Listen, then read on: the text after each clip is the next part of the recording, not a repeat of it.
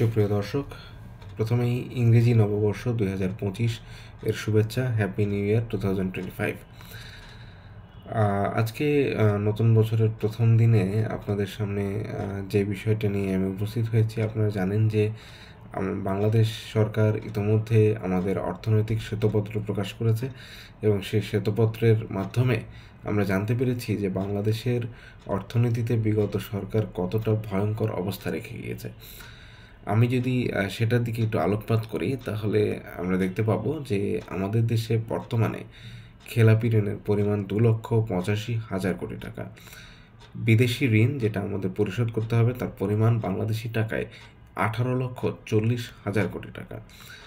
এবং আমাদের money laundering বা বিদেশে অর্থ পাচার সেটি হচ্ছে সর্বোচ্চ 28 লক্ষ কোটি টাকা। এই সবগুলোকে আমরা যদি যোগ করি তাহলে দেখা যাবে যে সর্বমোট 49,25,000 কোটি টাকা আমাদের অর্থনীতি থেকে আসলে বিয়োগ হয়েছে, এবং এই বিয়োগকৃত অর্থটা আমাদের অর্থনীতিতে ফিরিয়ে আনতে না পারলে আমাদের দেশ কিন্তু ঘুরে দাঁড়াতে পারবে না। সো এখন আমি আপনাদের সামনে যেটা বলবো যে এই অবস্থা থেকে উত্তরণের জন্য আমাদের আসলে কি করণীয় রয়েছে। প্রথমত, আমাদের অভ্যন্তরীণ আয় বৃদ্ধি করার লক্ষ্যে আমাদের যাদের আয়কর দেবার মতো অর্থনৈতিক সঙ্গতি হয়েছে, আমরা সবাই নিয়মিতভাবে আয়কর পরিশোধ করব। যারা দোকান থেকে জিনিসপত্র কিনি তারা ভ্যাট পরিশোধ করে জিনিস কেনার চেষ্টা করব। যে সমস্ত ব্যবসায়ীরা ট্যাক্স এবং ভ্যাট সঠিকভাবে পরিশোধ করেননি এতদিন, তারা সঠিকভাবে পরিশোধ করবেন।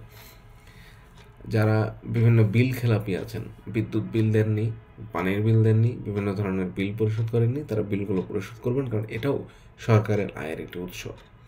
সো আমি আশা করব যে আমরা সুন্দরভাবে এই আয়ের উৎসগুলোকে কাজে লাগিয়ে আমরা সকল প্রকার, এবং এমনকি বিভিন্ন সেতু থেকে যে টোল আদায় করা হয় সেই টোলটাও আমরা কেউ ফাঁকি দেওয়ার চেষ্টা করব না, সবাই আমরা টোলটা দেওয়ার চেষ্টা করব। দেশের জন্য, জাতির জন্য আমাদের এটা করতেই হবে, এটার কোনো বিকল্প নেই।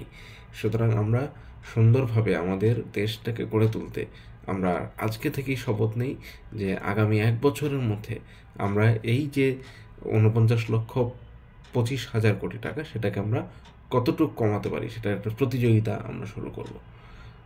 আমি সকলের কাছে সমর্থন চাই এবং সবাই আমরা এই দেশটাকে গড়ে তুলি। ধন্যবাদ।